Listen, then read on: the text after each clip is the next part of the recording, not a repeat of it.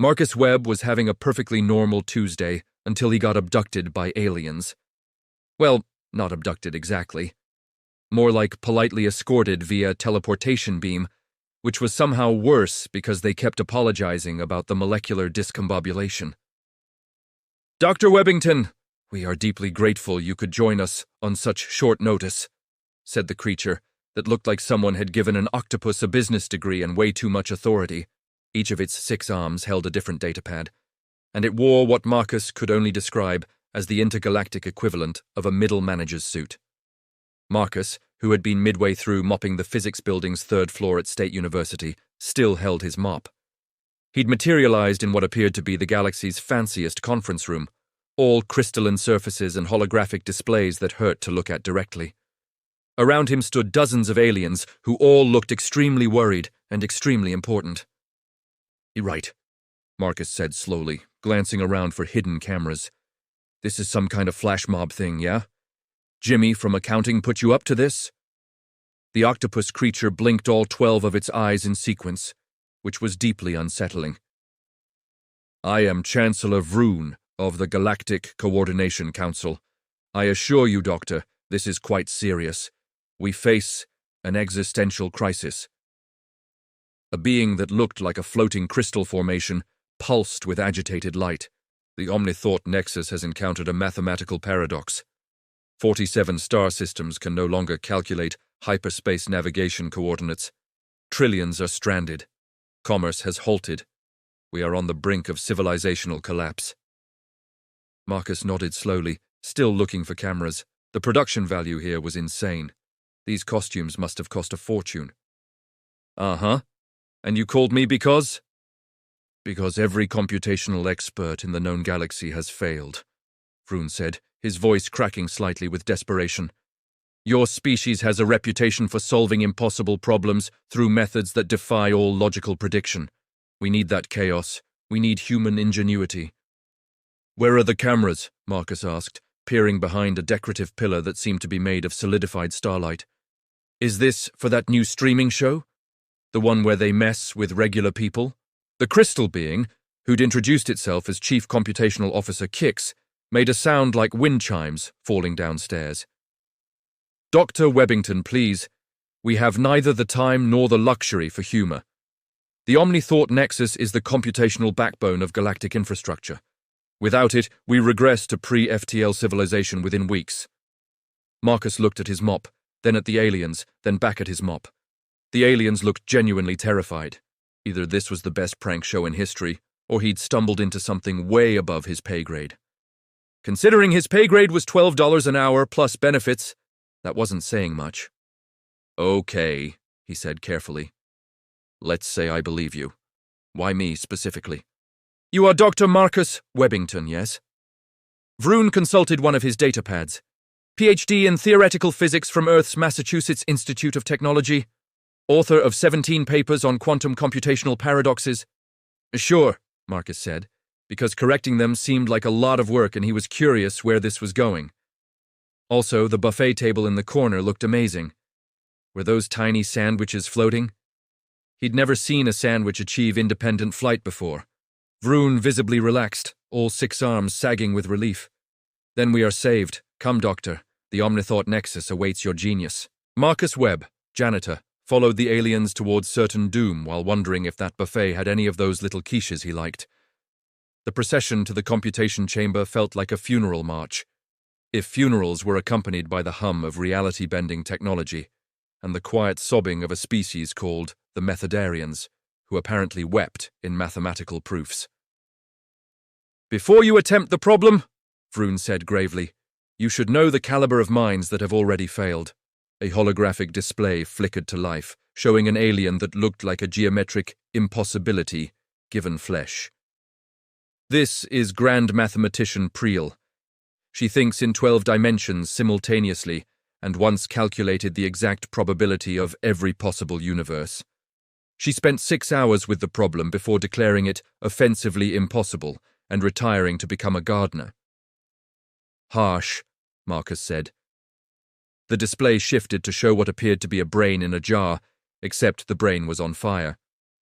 Philosophically on fire, with little flames of pure concept licking at synapses. Philosopher Onthar attempted to deconstruct what solving even meant in this context. He achieved enlightenment about the nature of problems themselves, which was nice for him, but did not fix our hyperspace lanes. Marcus made a non-committal sound that he hoped conveyed wisdom rather than complete confusion. And this, Kix said with something approaching reverence, was computational specialist Yendrix. The hologram showed a slug-like creature hooked up to dozens of machines. They interfaced directly with the Omni-Thought Nexus to comprehend the problem at its most fundamental level.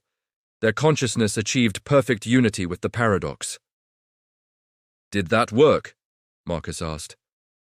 "They liquefied," Vroon said quietly. "Spontaneously achieved a state of computational transcendence that turned their physical form into a puddle of extremely educated goo. We gave them a lovely memorial service." "Jesus. We consulted Jesus," Kix said seriously. "Well, a digital reconstruction based on historical data. He suggested we love the problem as we love ourselves, which was spiritually profound, but technically unhelpful." They reached a massive doorway that irised open to reveal a chamber the size of an aircraft hangar. In the center floated the Omni-Thought Nexus, a sphere of pure computational power wrapped in layers of holographic mathematics that shifted and rewrote themselves faster than Marcus could follow. It was beautiful and terrifying, like watching the universe do calculus. "The problem," Vroon began, calling up a display that made Marcus's eyes water, "is a quantum equation that creates a logical loop. The Nexus must calculate hyperspace coordinates by solving for multiple variables across dimensional boundaries. But this particular equation forces the Nexus to question the validity of its own computational framework. Every time it attempts to solve the equation, it must first verify it can solve equations, which requires solving an equation, which requires verification, which requires solving, which requires—" "It's stuck in a loop," Marcus said.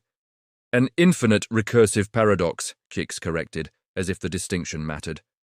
"The Nexus has concluded that the only way to solve the problem is to first prove it exists to solve problems. But proving it exists requires solving a problem. The logic is perfect. The logic is also impossible. The Nexus experiences an existential crisis approximately 17,000 times per second." Marcus walked closer to the Nexus, which pulsed with what he could only interpret as anxiety. Numbers cascaded across its surface in patterns that hurt to comprehend. "Your species," Vroon said, all 6 arms clasped together in something like prayer, "has a documented history of solving problems through methods our greatest minds classify as chaotic randomness or weaponized stupidity. Your planet achieved spaceflight using computational devices less powerful than our children's toys. You split the atom before you had adequate safety protocols. You invented the internet and immediately used it for cat pictures. This chaos, Dr. Webbington, is your greatest strength." Marcus finally realized they were serious. Completely, utterly serious. These aliens had dragged him across the galaxy because they thought he was someone important, and now they expected him to fix their cosmic computer with his non-existent physics degree. He should probably tell them about the mistaken identity. He looked at the buffet table again. Those floating sandwiches really did look incredible. "All right," Marcus said, setting down his mop. "Let me take a crack at it." Kix made a sound like shattering crystal. "Finally, we shall witness human genius in its purest form." Marcus really hoped nobody asked him what quantum meant. Marcus approached the Omni-Thought Nexus the way he approached every malfunctioning piece of equipment, with a healthy mix of skepticism and the working assumption that most problems were caused by someone overthinking things. The assembled aliens watched him with an intensity that would have been flattering if it weren't so terrifying. Vroon had all 6 arms raised in what was apparently a gesture of hopeful anticipation. Kix vibrated at a frequency that Marcus's inner ear interpreted as barely contained excitement. Even the Methodians had stopped crying long enough to watch. "So," Marcus said, circling the Nexus like he was examining a particularly stubborn floor buffer, "this thing is stuck because it can't stop questioning whether it exists?" "A gross oversimplification," Kix said, "but essentially correct." "And you've tried all the fancy mathematical solutions?" "Every computational approach known to galactic civilization," Vroon confirmed. Marcus stopped walking and looked at them. Have you tried turning it off and on again?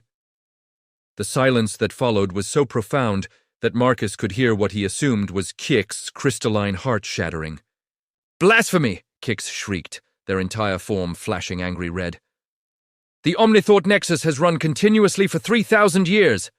To power it down would be to murder consciousness itself. The computational loss would be catastrophic. The very suggestion reveals a mind so primitive it barely qualifies as sentient. So that's a no, Marcus said. Vroon held up several hands placatingly. Doctor, please understand the Nexus is not merely a computer. It is a living mathematical construct.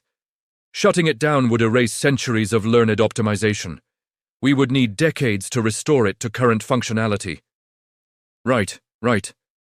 Marcus peered at the floating sphere, watching the numbers cascade in their infinite anxiety loop. What if the problem isn't actually a problem? I'm sorry, Vroon said. Like, what if you're looking at this wrong? You said it's stuck questioning whether it can solve problems. What if it's right? What if it can't solve this particular problem, and that's okay? Kix made a sound like a computer crashing. Mathematics does not accommodate okay. Solutions either exist or they don't. The coordinates must be calculated precisely or ships will materialize inside stars. Sure, but I mean... Marcus scratched his head, trying to figure out how to explain this. When I'm mopping floors, right, sometimes there's a stain that won't come out. I can spend 3 hours scrubbing this one spot, or I can just accept it's going to be slightly discolored and move on with my life. Is the floor perfect? No. Is it good enough to walk on? Yeah. The aliens stared at him. You want us to tell the computational heart of galactic civilization to accept imperfection? Vroon asked slowly. I mean, kind of. Kix looked like they might explode. The precision required for hyperspace navigation demands accuracy to the 15th decimal place. Approximation would kill billions. Okay, but how much approximation are we talking? Marcus walked up to a console that looked important, mostly because it had a lot of blinking lights. Like, if your GPS is off by 3 feet, you still get to the grocery store, right? We do not have GPS. We have the Omnithought Nexus, which calculates routes through dimensions your species has not even theorized yet. Marcus leaned against the console, and his coffee cup, which he'd somehow carried through the teleportation and hadn't questioned until this moment, wobbled. He caught it, but a few drops splashed onto a secondary terminal. The terminal flickered. Several holographic displays lit up. For exactly 2.3 seconds, a set of hyperspace coordinates calculated successfully before error messages flooded the screen again. Everyone froze. Did you see that? Marcus asked. The coordinates calculated, Vroon whispered. For a moment, they actually calculated. What did you do? Kix demanded. Marcus looked at his coffee cup. I spilled coffee on it? No, before that. Your words, your framework. Kix was pulsing rapidly now, cycling through colors. You spoke of acceptable margins, of good enough, of imperfection as a viable state. Yeah, I mean, that's just life, isn't it? Not in computational mathematics. But Kix sounded less certain now, although the coordinates that briefly appeared, they were approximations, rounded values. They would require minor course corrections, but they would get ships to their destinations without turning them into stardust, Marcus offered. Precisely. Kix floated closer to the Nexus, studying it with what Marcus assumed was their version of intense concentration. The Nexus is trapped seeking perfect solutions, but if we could introduce a parameter that allowed for acceptable imprecision... Marcus had a terrible idea, the kind of idea that gets janitors fired and probably violates several intergalactic laws. What if we just tell it that being approximately right is good enough, he said. Vroon's 12 eyes widened. You want to fundamentally alter how the Omnithought Nexus approaches mathematics itself? I want to tell it to chill out and round up, Marcus corrected. Kix was silent for a long moment, their crystalline form refracting light in complex patterns. Finally they spoke, and their voice was barely a whisper. That might be the stupidest thing I've ever heard. But, Marcus prompted. But it might work, Kix admitted, sounding like they were confessing to murder. It would destroy everything I believe about computational purity. Yeah, Marcus said, But would it get the shipping lanes open? Vroon looked between them, his arms gesturing frantically through what Marcus was learning to recognize as alien anxiety. We're really considering this? Telling the most advanced computational system in the galaxy to just wing it? Not wing it, Marcus said. Just accept that close enough counts. The next 20 minutes involved a lot of arguing in languages Marcus didn't speak. Several aliens looking like they might faint, and Kix having what could only be described as a nervous breakdown about the philosophical implications of rounding errors. If we do this, Kix said, their voice shaking, we are admitting that perfect mathematics is not achievable. That all our calculations, all our precision, all our certainty is built on a foundation of acceptable lies. Imor, Marcus countered. You're admitting that perfection is a concept and reality is messy, and sometimes messy works fine. This is why I hate philosophy, Kix muttered. Vroon had consulted with approximately 40 different councils via holographic conference call. Most of them had screamed, several had hung up. One had declared Marcus a heretic against the Church of Pure Mathematics, which apparently was a thing. But they were desperate. Do it, Vroon finally said. Implement the human solution. If it fails, we're no worse off than we are now. If it fails, we might teach the Nexus to be approximately wrong instead of precisely stuck, Kix pointed out. I'm willing to take that risk, Vroon said, which was probably the most stressed-out thing Marcus had heard all day. Marcus stepped up to the main console, which helpfully displayed everything in symbols he absolutely did not understand. So, how do I input this? A smaller alien, who'd been silent until now, scurried forward. They looked like a ferret made of smoke and spoke in a whisper. I'm Assistant Technician Piv. I can translate your instructions into Nexus-compatible language. Great, okay. Marcus cracked his knuckles, which was purely for dramatic effect. Tell it that when it's calculating these coordinates, it doesn't need to find the perfect answer. Just find an answer that's within, 0.001% of perfect. That's still quite precise, Piv noted. Fine, make it 0.01%. Give it some breathing room. Piv's fingers flew across the console. Well, they didn't have fingers exactly, but the smoke tendrils did something that looked like typing. I'm creating a new parameter, an acceptable error margin, a mathematical permission slip to be imperfect. Exactly. It's like those signs in stores that say, prices may vary. You're giving it wiggle room. Kix made a sound like someone slowly dying. This is the worst day of my existence, and I once miscalculated pi to only 1,000,000 decimal places. The code was written, the parameter was ready, all Piv had to do was execute it. Last chance to reconsider, Vroon said, looking at Marcus. If this works, you'll be celebrated across the galaxy. If it fails catastrophically, you'll be blamed for the collapse of civilization. So, Tuesday, Marcus said. Hit it, Piv. Piv executed the command. The Omni-Thought Nexus went completely dark. Every alien in the room gasped, which sounded like a very weird orchestra. For 10 seconds, nothing happened. The silence was oppressive. Marcus wondered if he'd just murdered a sentient computer, and whether there were galactic laws against that. Then the Nexus flickered. Numbers began cascading across its surface, but different than before. Slower, more deliberate. Marcus watched as equations resolved themselves with little rounded values, approximations, good enough answers that would have made a mathematician cry, but would get a spaceship from point A to point B without exploding. A holographic display lit up, showing the first hyperspace lane. Coordinates populated. A status indicator turned green, then another, and another. Within 60 seconds, all 47 star systems showed active navigation capabilities. It's working, Piv whispered. It's working, Vroon shouted. It's an abomination against the purity of mathematics, Kix said, but they sounded more awed than angry now. It's beautiful. It's horrible. It's beautifully horrible. The Nexus pulsed with what Marcus could only interpret as relief. Like it had been holding its breath for weeks and could finally exhale. The numbers flowing across its surface looked almost happy, if numbers could be happy. Which apparently they could, because this was the weirdest day of Marcus's life. The coordinates are imperfect, Kix announced, studying readouts with their crystalline sensors.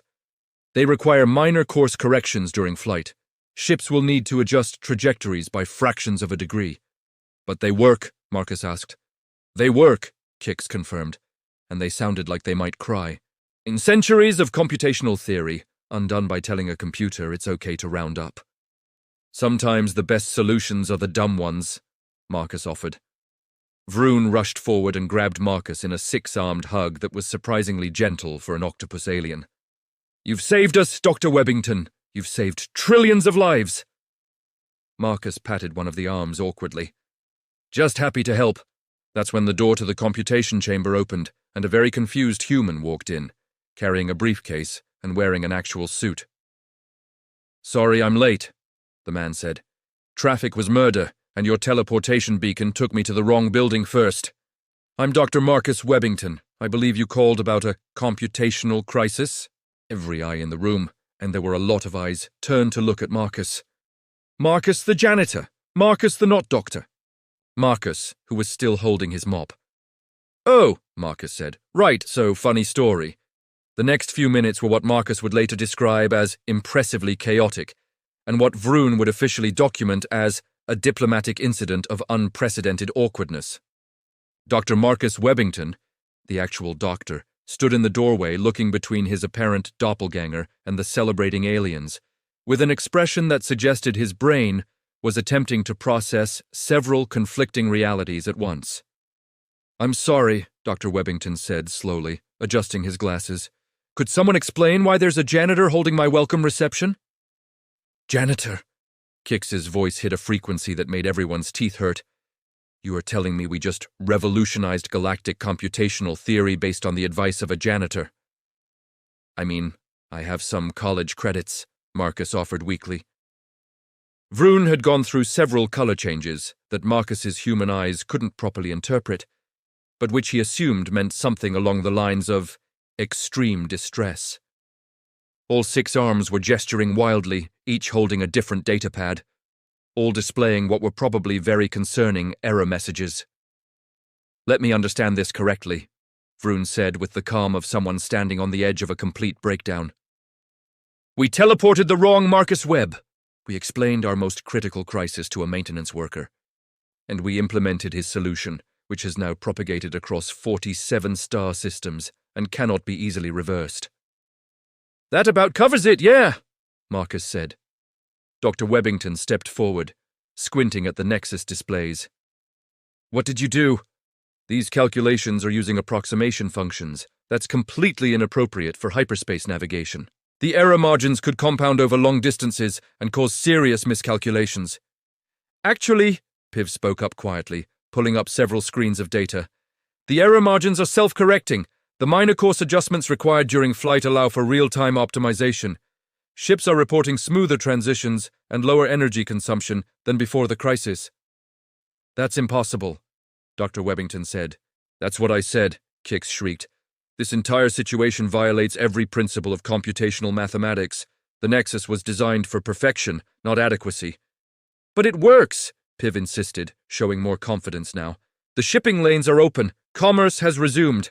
And according to these readings, the Nexus is operating at 87% less stress than its baseline. It's not having existential crises anymore. Because you told it to stop caring about being right. Dr. Webbington looked like someone had just explained that gravity was optional. That's not solving the problem. That's ignoring the problem. No, said a new voice, and everyone turned to see Grand Mathematician Pryl, the one who'd retired to gardening, standing in the doorway. She still had dirt under her fingernails and was carrying a potted plant. He solved a different problem, the real problem. Pryl. Vroon blinked all 12 eyes in surprise. You left your garden. I felt a disturbance in the mathematical framework of reality itself, Pryl said, walking into the chamber. She had more eyes than was strictly necessary, distributed across her geometrically impossible face, and all of them were focused on Marcus. This human, this janitor, he did what none of us could do. He got lucky. Kix protested. He thought practically, Pryl corrected. We were all so obsessed with finding the perfect solution that we never considered simply changing the parameters of what constitutes a solution. Human mathematics isn't built on the pursuit of perfection. It's built on the principle of good enough for the task at hand. Dr. Webbington sputtered. That's not how mathematics works, isn't it? Priel turned one of her many eyes toward him. How do you calculate the trajectory of a thrown ball, Doctor? Well, you use kinematic equations, accounting for gravity, air resistance. Do you account for the gravitational influence of nearby buildings, the solar wind, the exact temperature and humidity at each point along the arc, the quantum uncertainty of each molecule? No, of course not. That would be impractical, Priel finished. You approximate. You ignore variables that don't significantly impact the outcome.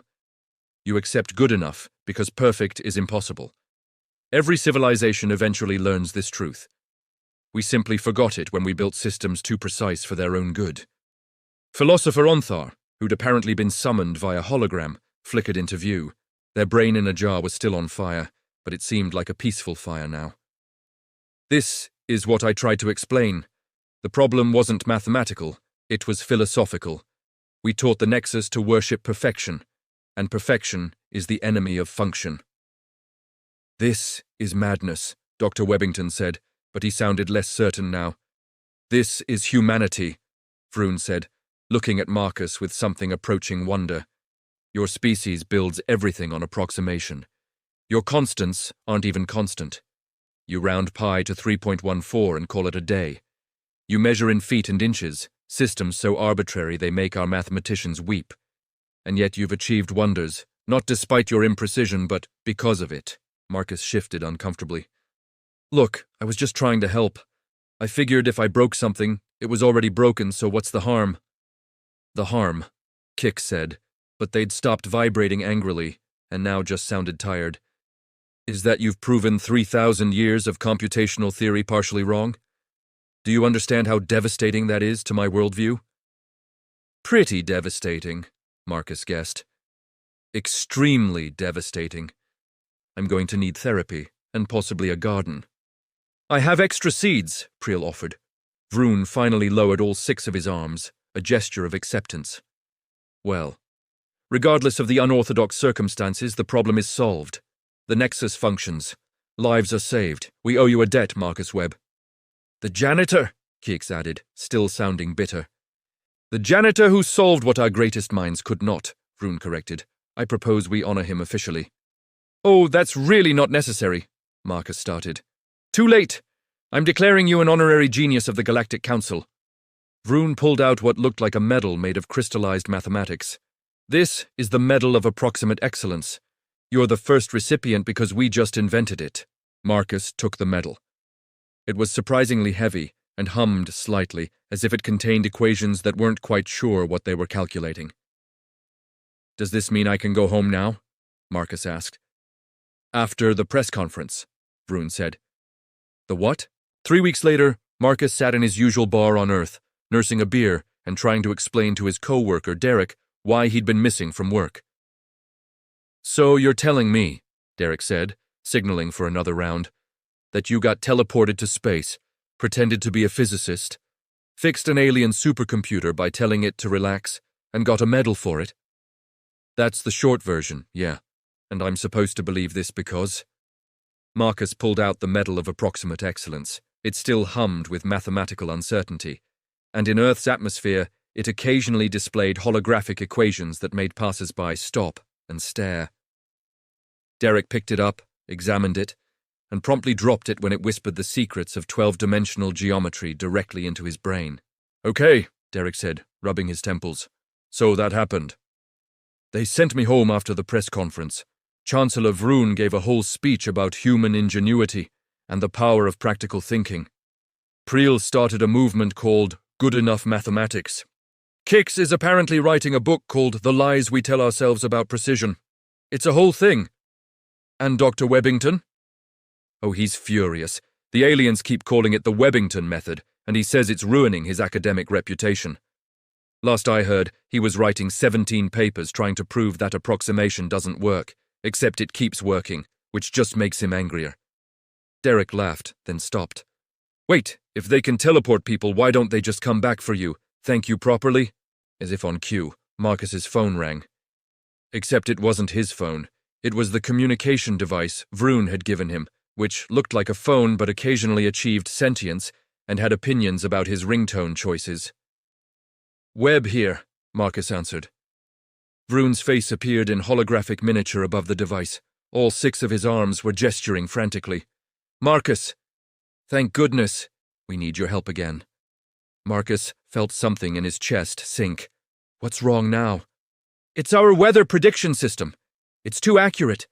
It calculates weather patterns down to the microsecond, which sounds wonderful, but citizens are complaining that it removes all spontaneity from planning outdoor activities.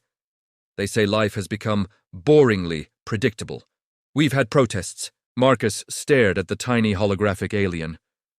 You're having protests because your weather forecasts are too good? Yes. We need to introduce controlled imprecision, but none of our meteorologists can figure out how to make predictions less accurate without making them useless. You understand approximation better than anyone in the galaxy. Please, we're desperate. Derek was making hang-up gestures across the table. But Marcus was already thinking about the problem. It was kind of interesting, actually. How do you make something deliberately less precise in a useful way? Have you tried just rounding to the nearest hour instead of calculating exact minutes? Marcus asked. Vroon's eyes widened. That's brilliant. Why didn't we think of that? Because you're all too smart for your own good, Marcus said. Look, I'm happy to consult, but I charge for my time now. 200 credits an hour, and you're covering the teleportation costs. Done! When can you start? Marcus looked at Derek, who was shaking his head emphatically. Then he looked at his beer, then at his janitor's uniform hanging on the back of his chair.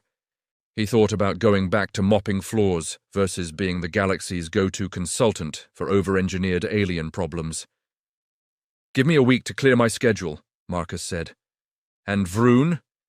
Maybe compile a list of everything else you've over-optimized. Let's knock them all out at once. Wonderful. Oh, we've also been having issues with our automated greeting systems being too polite, our traffic lights being too efficient, and our food replicators making meals too nutritious. Nobody enjoys eating anymore. Yeah, I can work with that, Marcus said, grinning. See you next week. He ended the call and looked at Derek, who was staring at him with a mixture of awe and concern.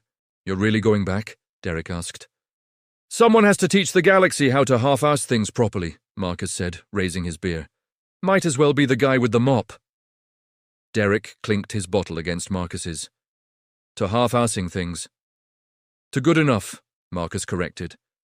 On the bar, the Medal of Approximate Excellence hummed contentedly and displayed a calculation that was technically wrong, but close enough to right that nobody would notice. Which, Marcus reflected, was kind of the point. The next morning, a news alert flashed across Earth's networks. Local janitor's approximation method revolutionizes galactic technology.